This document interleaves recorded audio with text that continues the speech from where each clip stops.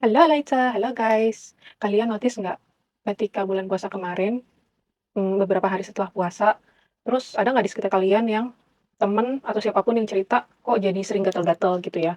Dan aku notice karena aku kan kerja di klinik. Jadi di sepanjang bulan puasa dan setelah puasa itu lebaran gitu ya, terus itu kok, orang yang mengalami gatal-gatal gitu ya, kayak gidu atau apa ya istilahnya kalau di kalian?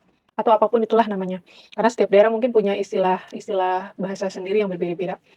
Nah, kenapa bisa terjadi seperti itu? Karena biasanya, setelah orang seharian berpuasa, mereka kan ingin, merasakan nikmatnya makanan gitu ya. Jadi mereka biasanya cenderung akan, makan atau minum sesuatu yang manis-manis gitu ya, karena ada satu, tagline yang sebenarnya itu nggak bagus, yang dibilangnya berbukalah dengan yang manis gitu ya. Padahal yang manis sendiri itu kita perlu lihat manis yang seperti apa gitu, tapi manis yang di sini itu kan yang, rata-rata itu seperti gula gitu ya, gula-gulaan, terus yang termasuk juga gula gurih, yaitu dalam bentuk tepung-tepungan. Nah, itu yang bikin usus kita itu jadinya kotor gitu ya. Nah, bagaimana cara mengatasinya? Mari kita lihat. Nah, ini aku tontonkan ada cara natural, mungkin kalian kalau mau coba boleh. Ini aku putarkan ada, video penjelasan dari Dokter Zaidul Akbar. Bagaimana caranya menyebut alergi itu? Jangan dekat-dekat sama debu. Sebenarnya alergi itu yang insya Allah ya, bukan saya meremehkan. Itu simpel loh sebenarnya. Benar. Karena kata kuncinya pada alergi itu adalah pada pencernaan dan ya. Kalau pencernaannya bagus, pasti lama-lama alerginya hilang. Saya punya sahabat saya itu dulunya, ya dia cerita dia itu alergi udang. Tapi lama kita alergi kulit ya. Ada juga kata-kata itu gatal yang halal. Ya. Jadi dia cerita itu alergi udang sekalian. Subhanallah akhirnya karena ngerti ilmunya, sekarang bisa makan udang. Sejadi-jadi dia makan udang. Bisa. Ya. Kuncinya di mana? Tadi kuncinya. Kuncinya ada harus bersihkan usus. Ya, bersihkan usus itu caranya banyak. Dulu pernah saya jelaskan di sini. Cara paling gampang namanya enema. Enema kolon. Rokok miring juga bisa. Itu udah banyak dikenal. Itu cara bersih-bersih usus paling gampang. Bahannya bisa macam-macam. Bisa pakai air, bisa pakai kopi. Makanya namanya enema kopi. Jadi kopi itu ketika dimasukkan ke dalam tubuh kita melalui anus, ya. Udah banyak aja segini doang dia. Jadi bagus sekali untuk membersihkan usus. Ya, itu. Termasuk yang mohon maaf sekarang ada jerawat-jerawatan yang lagi kayak begini itu dicuci usus namanya. Kerjain sendiri aja. Ya, pakai kopi. Kemudian itu yang pertama. Yang kedua apa?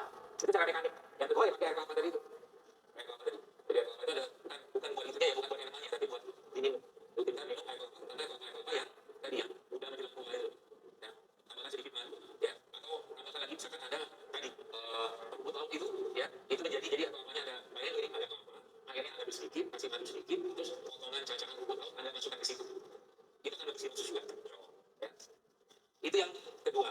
Yang ketiganya apa? Ya anda harus masuk fermented. Sebenarnya sifatnya fermentasi. Entah itu probiotik, entah itu cuka, ya. Jadi coba mulai sekarang, misalnya saya, dalam menu harian anda setiap hari usahakan ada makanan atau minuman fermentasi. Paham ya? Contohnya apa? Ya tempe, cuka apel atau probiotik, cuka nanas, cuka madu, itu fermentasi itu. Ya. Atau misalkan tauco itu fermentasi. Ya. Kalau Jepang miso.